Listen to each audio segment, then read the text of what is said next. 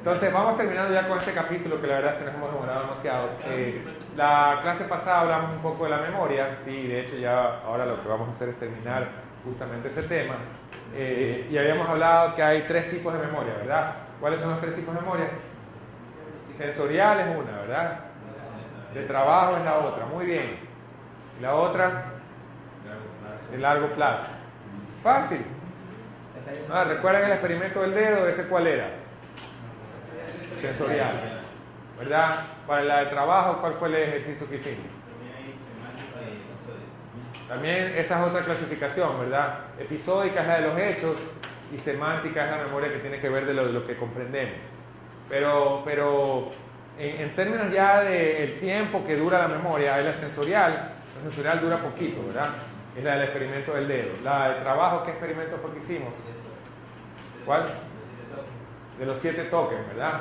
Que en nuestra cabeza, mientras estamos pensando, nos cuesta retener en el momento que estoy pensando más de 7 más o menos 2 tokens en promedio. Y que de ahí hemos sacado una regla de que cuando uno hace una interfase no debe llenar de mucha información que la persona tenga que estar recordando, por ejemplo, demasiadas opciones de un menú, sino que tratar de tener 7 o habíamos visto el menú de PowerPoint, ¿verdad?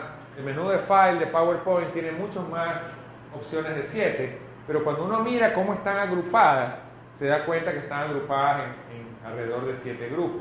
Y luego cada grupo tiene. Entonces, el punto es, un token para nosotros es un elemento de información, que puede ser un número, una palabra, una frase, un grupo de ítems de un menú, ¿sí? Que a su vez yo luego pueda analizarlo en detalle. Pero lo importante de los tokens es que la persona no tenga que tener en la cabeza demasiadas cosas. Eso es lo que se llama la memoria de trabajo. Bien importante cuando diseñamos aplicaciones. O sea, lo que esperaría yo ver en los diseños de sus proyectos es que ustedes tomen en cuenta todas estas cosas que hemos hablado de los aspectos cognitivos del ser humano. Tanto en términos de percepción, que hemos hablado bastante, como en términos de atención, como en términos de memoria. En todos los que hemos visto trucos.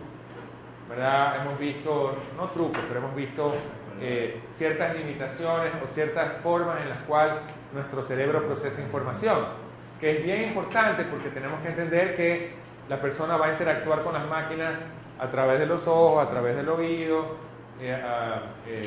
y usando las limitaciones con las que ya venimos. No quiere decir esto que las cosas en el futuro no puedan cambiar, que el día de mañana nos vayamos a enchufar un cable directamente al cerebro y nos comunicamos directamente, yo qué sé, muchas otras cosas que pueden ocurrir, pero lo cierto es que en mucho de lo que hacemos hoy en día en aplicaciones móviles, PCs y otro tipo de dispositivos con los que interactuamos, muchas de estas limitaciones propias de las capacidades humanas están allí, y es importante entenderlas cuando diseñamos e incorporar o prever en nuestros diseños esas limitaciones. Entonces, la memoria a largo plazo, en cambio, era la que dura por mucho tiempo. Entonces, no voy a repetir todo, ya lo hablamos, ¿verdad? Porque además ya está en su memoria de largo plazo, espero. Lo último que vimos fue esto de la teoría de niveles de procesamiento, y dijimos, bueno, los seres humanos, ¿cómo es que recordamos las cosas en el largo plazo? Para nosotros, desde el punto de vista de interacción, es importante el largo plazo también.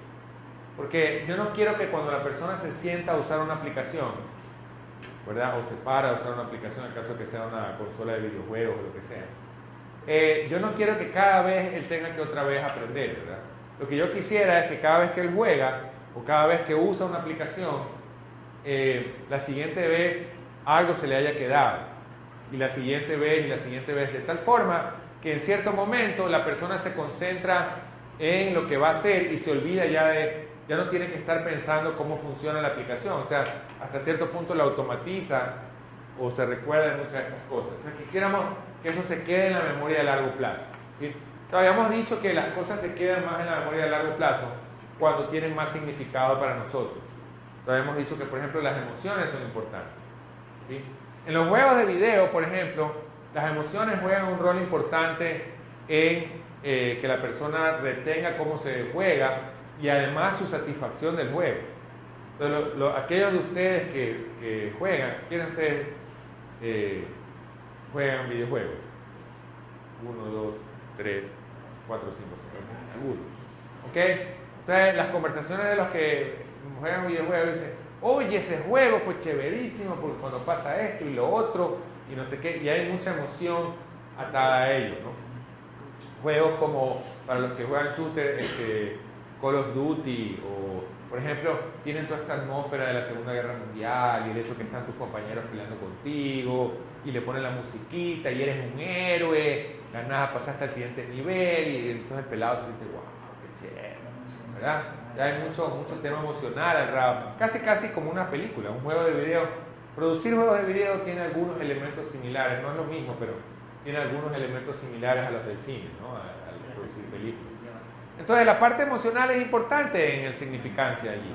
Y dependiendo del tipo de juego, uno puede jugar con ciertas cosas estándar.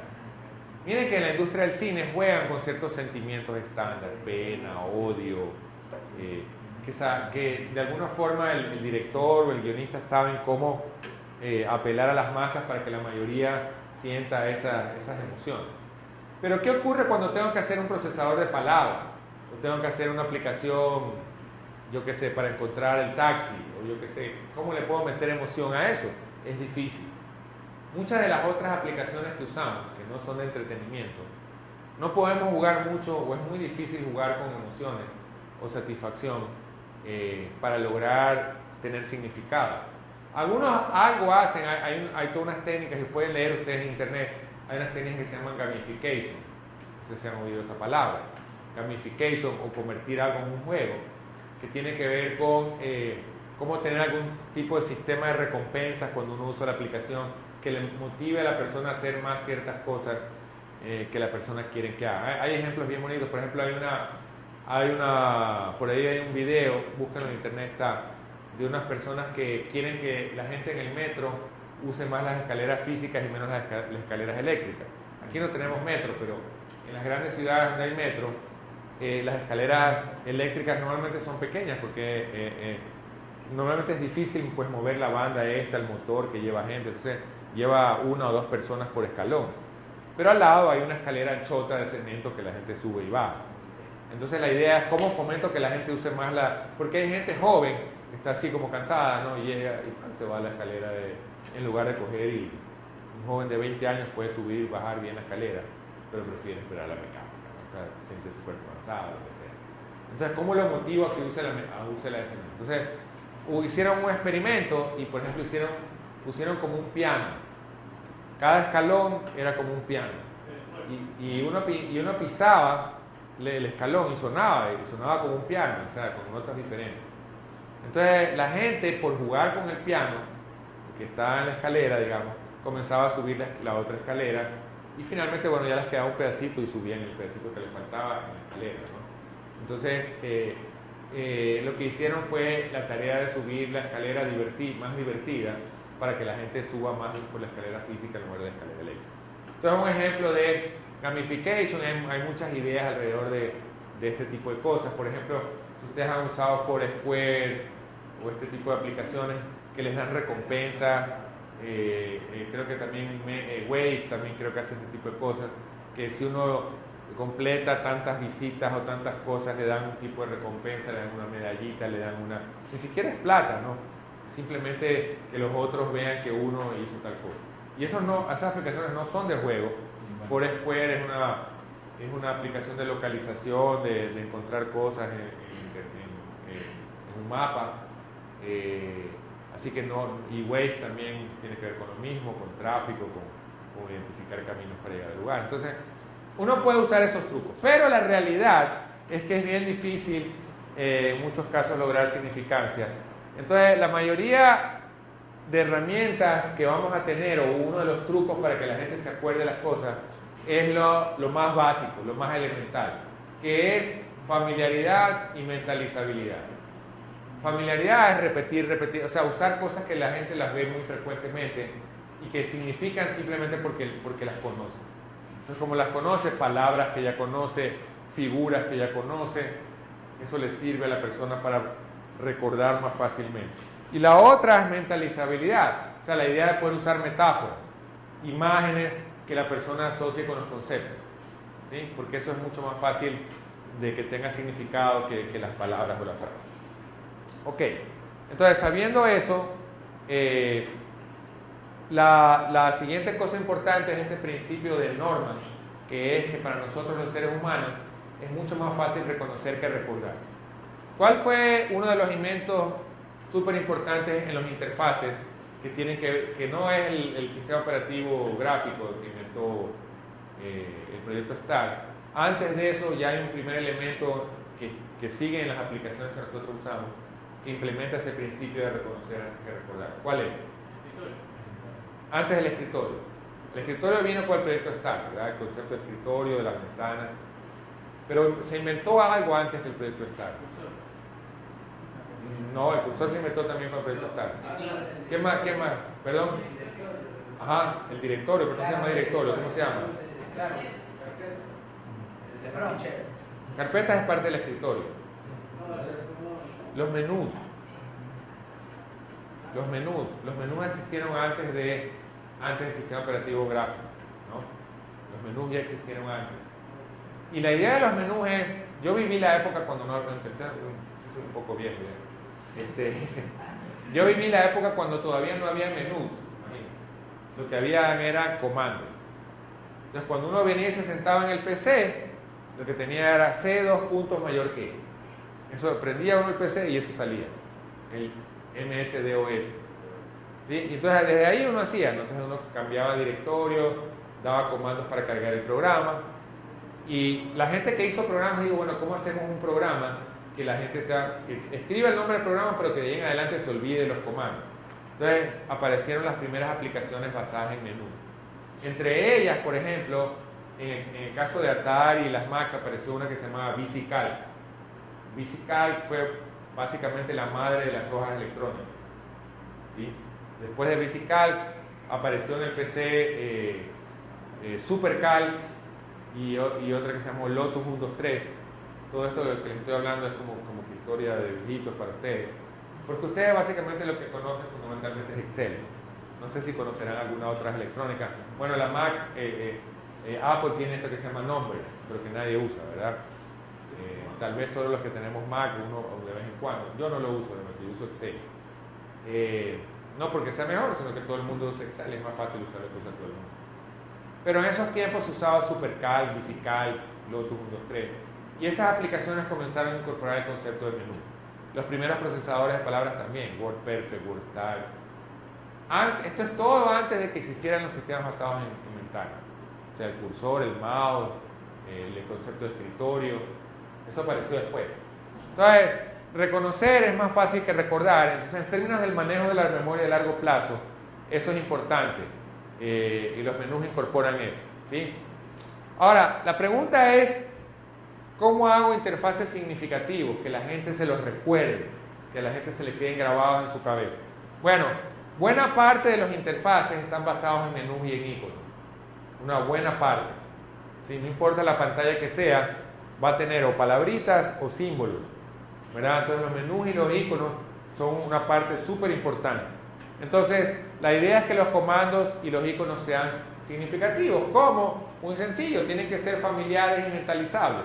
Porque ya sabemos que jugar con las emociones o con otras cosas que tengan significado para el usuario es difícil porque cada persona es un poco diferente, ¿no? ¿Cómo se siente una persona en relación a Word o Excel? No sé, pues el uno se siente contento, el otro triste, el otro alegre, el uno disfruta esto, el otro disfruta otro, es bien difícil. Entonces, lo que sí tenemos en común para que la gente asocie es la familiaridad y la mentalizabilidad. El problema que tenemos con eso es que a veces es difícil hacer eso. Les voy a dar un ejemplo de por qué es difícil escoger un icono. Hay un icono que significa remover el área marcada y guardarla en un buffer de memoria. ¿Cuál es el icono que significa eso? Cortar. ¿Cómo es ese icono? Es una tijera, ¿verdad? Pero si ustedes piensan en la metáfora de la tijera en el mundo real, ¿qué significa la tijera? Significa dividir algo con filo que se desliza. Cuando yo corto algo en un papel, ¿verdad? Ustedes tienen un papel y recortan un cuadrito. ¿Qué ocurre? ¿Las cosas se desplazan o se queda el hueco allí? En un papel, cuando recortan el papel, ¿qué ocurre? Quedan huecos. Cuando ustedes en Word vienen y marcan un área y dan cortar, ¿queda el hueco? No. ¿Qué ocurre? Se desplaza todo, ¿verdad? Lo que está abajo se desplaza y ocupa el... Cuando yo corto algo, el lugar donde estaba se desplaza, ¿verdad? No es exactamente lo mismo que una tijera. Sin embargo, a la gente que se le ocurrió esa metáfora para el icono de la tijera, no se le ocurrió nada mejor en esa época. Y nosotros la usamos y la entendemos, pero porque estamos acostumbrados, ¿verdad? Pero si ustedes tratan de entenderla la primera vez, van a decir, bueno, ¿y por qué no quedó el hueco? Porque cuando yo corto algo con la tijera queda un hueco, y el hueco no queda. Entonces no es exacta, la metáfora no es exactamente bien aplicada. Entonces, ¿cuáles son los problemas que la gente comete? Primero hablemos un poco de los comandos. El primer error común en escoger comandos o nombres de un menú es usar nombres abstractos o arbitrarios. Cipear. Porque aquí está la opción cipear. Porque viene de cipear, podemos decir, ¿no? Para el de computación, el desarrollador, cipear es una palabra de lo más normal, ¿verdad? Yo digo cipear y todos me entienden, ¿verdad? Pero ustedes van donde otra persona y puede ser que cipear no entienda, porque no es parte de un vocabulario normal. Tal vez se ha hecho más popular ahora, ¿verdad? Pero de todas formas no es tan popular. Entonces eso es algo arbitrario o demasiado abstracto para que la gente lo entienda, ¿sí?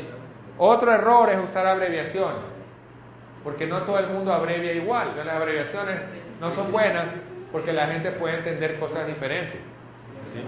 Ese es un problema con las abreviaciones o abreviaturas. Otro problema en los nombres de comando, las teclas de control.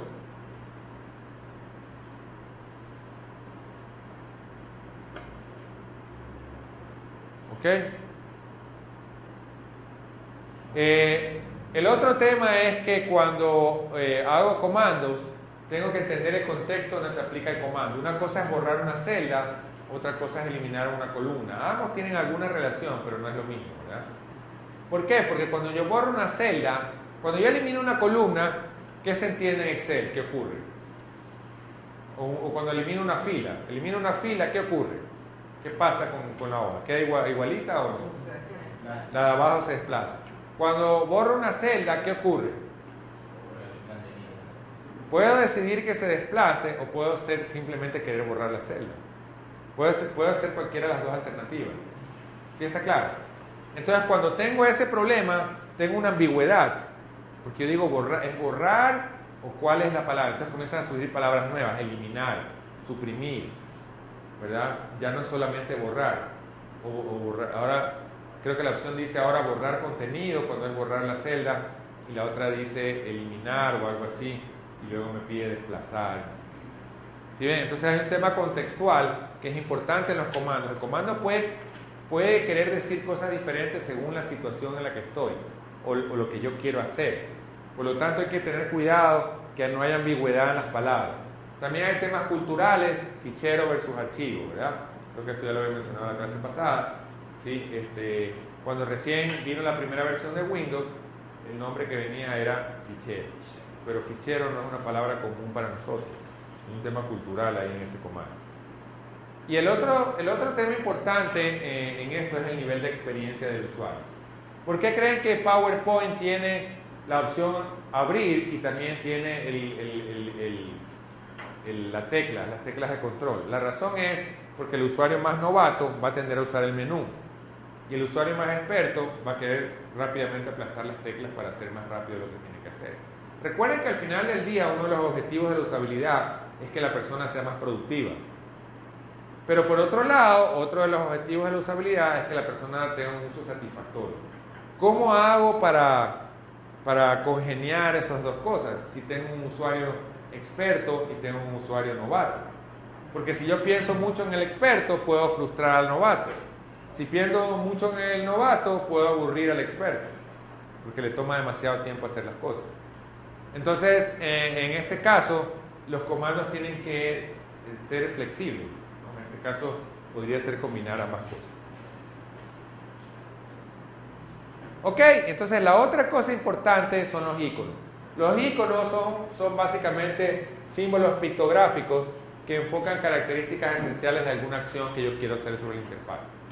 Y pueden representar diferentes tipos de cosas, ¿sí? Objetos, estructuras de datos o procesos.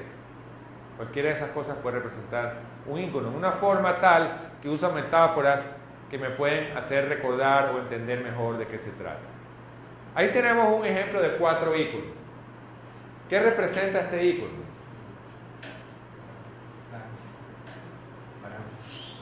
Paraguas. Ya, recuérdate que es un icono, o sea, está en algún lugar. ¿Qué puede estar representando ese icono?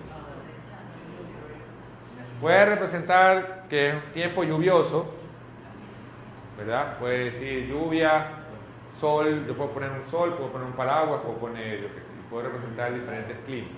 Otra cosa que puede representar es que ahí se venden paraguas, en un lugar donde se venden paraguas, ¿sí? O que ahí es donde se encuentran los paraguas. Si por ejemplo en un aeropuerto yo tengo que salir a la pista y hay un icono que dice paraguas, probablemente ahí agarro mi paraguas para subir al avión o algo así. En todo caso, ¿qué puede representar este de acá? Subir un nivel, ir al piso de arriba. También puede significar que el lado de la caja puede ir para arriba, ¿verdad? Puede significar seguir recto también. Si ustedes ven eso en una carretera, no quiere decir que el carro suba para arriba, ¿no? Significa probablemente que siga recto, ¿no? Ven que el mismo icono puede significar varias cosas. ¿Cuál de los 4 es el como que más difícil entender a dónde se puede, en qué contexto se puede aplicar? Probablemente el último, ¿verdad? Porque este puede significar temperatura o está caliente o algo. Pero este de acá, ¿qué significa? Es bien raro ese icono. Significa prohibidas cosas magnéticas, podría ser tal vez uno. O por ejemplo, prohibidos los caballos.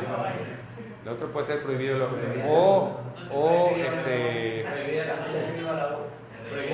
prohibida la U, ¿verdad? Entonces, hay iconos mejores y peores.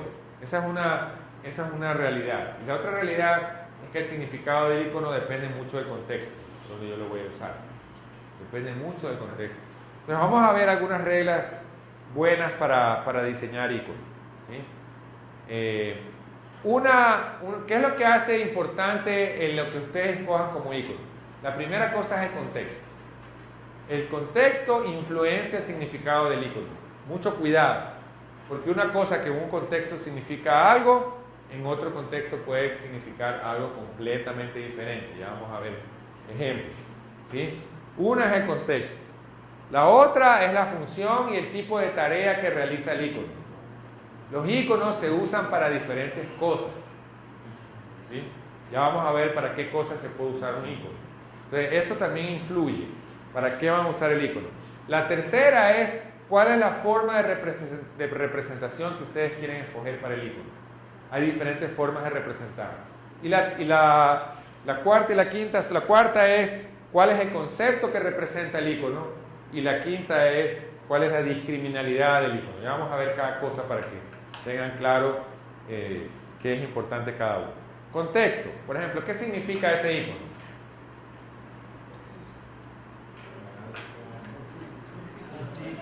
Si paso cerca de un palacio de justicia, significa justicia, ¿verdad? O juez. Pero si voy a un mercado o a un supermercado, ¿qué puede significar? Que pues no tanto que se venden balanzas, pero que ahí se pesa, por ejemplo. Ahí se puede pesar lo que voy a comprar. Puede significar, pero también puede significar que se venden balanzas. Pero por un lado puede significar peso o pesar, y por otro lado puede significar justicia, ¿verdad? Ese icono, por ejemplo. Cóctel. Si están en un hotel, ¿verdad? Un hotel grande, así aniñado, y ven ese letrero allí, ¿qué saben automáticamente? Que ahí es el bar. Ahí es el bar.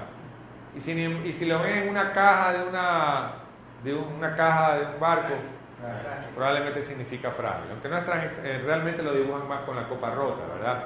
Pero más o menos podría significar frágil, ¿sí? Ese de ahí, si se van a los Juegos Olímpicos, ¿qué significa? Natación. Si pasan a donde antes se cogían los buses de la SPOL, ¿Qué significa? Piscina. No es exactamente lo mismo. Piscina y natación tienen afinidad, pero no es lo mismo. Son dos cosas diferentes. Entonces, el contexto afecta el significado del icono. El icono, su significado depende del contexto en el que estoy. ¿Ok? Esa es la primera cosa importante. ¿Sí? La segunda es que los iconos tienen varias funciones. Pueden servir para varias funciones. Miren, tan fácil como ver la pantalla de... Déjenme minimizar este poco de ventana. Ya no tengo tantas cosas en mi desktop porque ahora tengo un programa que coge y cada semana me vuelca todo lo del desktop a una carpeta y ahí voy acumulando las cosas del desktop para que el desktop se vea un poco más limpio. Entonces, por ejemplo, tengo este icono que está aquí, ¿verdad? ¿Qué representa este icono? Es un disco duro. Este es un icono que se le llama contenedor porque contiene algo, ¿verdad? Yo le voy a hacer doble clic y me revela algo. No va a cargar una aplicación, no va a abrir un documento, lo que va a mostrar es qué es lo que contiene. ¿Sí? Al mismo tiempo, yo tengo esto que está aquí, vean, yo muevo esto. ¿Cómo se llama eso que estoy moviendo? El cursor. El cursor es un icono, pero cumple una función completamente diferente, ¿verdad? ¿Cuál es la función del cursor? Señalar. Me permite actuar sobre los demás objetos, ¿verdad? En cierta medida el cursor es la representación de mi dedo ahí en ese mundo. Este es un mundo virtual. ¿Estamos o no estamos de acuerdo que es un mundo virtual? ¿Por qué digo que es un mundo virtual? Porque no es real, ¿verdad? Es un mundo simulado. Pero lo bonito de la computadora es que me permite interactuar con el mundo simulado. Yo puedo interactuar con objetos simulados y puedo realizar operaciones sobre un mundo simulado, porque yo sé que no es real. Lo que estoy haciendo es manipular bits y bytes. Y en lugar de estar dando comandos y haciendo una serie de cosas, uso unos artificios que son más fáciles de manejar para mí. Esto que ustedes ven aquí no es nada más que pura interacción hombre-máquina. Este es el resultado de décadas de trabajo de gente en cómo hacer que la computadora sea más productiva para el ciudadano común, cómo llevar la usabilidad a las masas, ¿verdad? Entonces este cursor que está aquí es un icono que fue inventado para representar un apuntador o algo para indicar cosas, ¿verdad? ¿Sí está claro? Y por ejemplo, este icono que está aquí, ¿verdad? ¿Para qué me sirve? Para representar, para identificar algo, ¿verdad? Yo sé al ver lo que es un documento, ese PDF, parece una hoja doblada. Entonces, ¿para qué me sirve ese icono? Puedo darme cuenta, estoy como que identificando qué tipo de archivo es el que está allí, qué tipo de documento. Entonces, si ven que los iconos cumplen, otros me pueden dar información del estado, ¿no? Por ejemplo, en este caso de aquí, no sé si alcanzan a ver los iconos de allá arriba, ¿verdad? Esto significa que el parlante, el volumen está bajito porque hay una sola rayita, significa que estoy conectado a la corriente, este significa que tengo señal de Wi-Fi y esto significa que son las 6:30, ¿verdad? Y estos son iconos que me identifican el estado, son diferentes esos iconos, me dicen en qué estado está algo, ¿sí? Son indicadores de estado, son iconos. Es más fácil eso que la computadora me esté escribiendo con palabras, son, las, tal, hora, ¿no? Por tener que estar abriendo una aplicación para chequear cada cosa. Sino que tengo unos iconos que me señalan el estado que constantemente se están actualizando. ¿Ok? Entonces, déjenme volver otra vez a la... Entonces, en conclusión, también es importante que el icono sirve para nombrar, para indicar, para alertar, para identificar, para manipular, para contener. ¿Okay? Por ejemplo, cuando marcan algo que les aparece lo que se llama el rubber band, ¿sí? esa línea punteada, cuando ustedes encierran algo, ¿no? Aquí en Word puedo hacerlo, aquí en PowerPoint puedo hacerlo, ¿verdad? Si yo